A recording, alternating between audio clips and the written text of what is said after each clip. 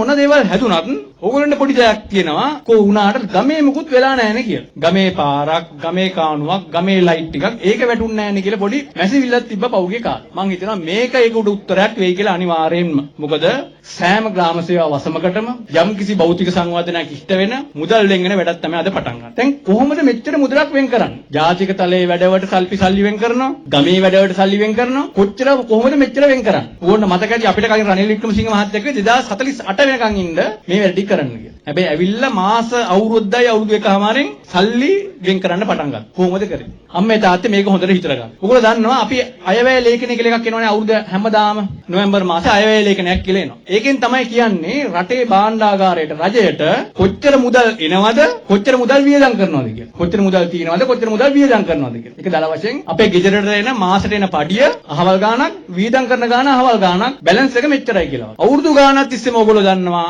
රටේ භාණ්ඩාගාරයට එන අයවැය ලේඛනේ වියදම වැඩි ගොඩක්, ආදායම ගොඩක් අඩුයි. වියදමයි ආදායමයි අතර පරතරය ගොඩාක් වැඩිපුර තිබ්බා. හැබැයි 2025 අවුරුද්දේ අපිට පුළුවන් වුණා රාජ්‍ය වියදම වැඩි වෙනවා කොහොමද? වැඩි වෙච්ච ප්‍රමාණය 108ක් විතර. ආදායම වැඩි කරගත්ත අපි 123කින් විතර. එතන මොකද වෙන්නේ? ආදායම වියදම් අතර පරතරය අපි අඩු කරා. ආදායම වියදම් අතර පරතරය අවුරුදු 69ක ඉතිහාසයේ 1956 ඉඳලා වැඩිම අඩුම ආදායම වියදම් අතර පරතරය බවට අපිට පත් කරගන්න පුළුවන් වුණා. ඒක ඉලක්කමක් වශයෙන් කියනවා අර දලදේශීය නිෂ්පාදිතයෙන් 2.3ක් කියලා. ඉතිහාසයේ අඩුම ආදායම් වියදම් අතර පරතරය රජය. එතකොට අපිට රටේ මුදල් ඉතිරි වෙනවා. මේ වගේ වැඩවලට වියදම් කරන්න රුපියල් ඉතිරි වෙනවා.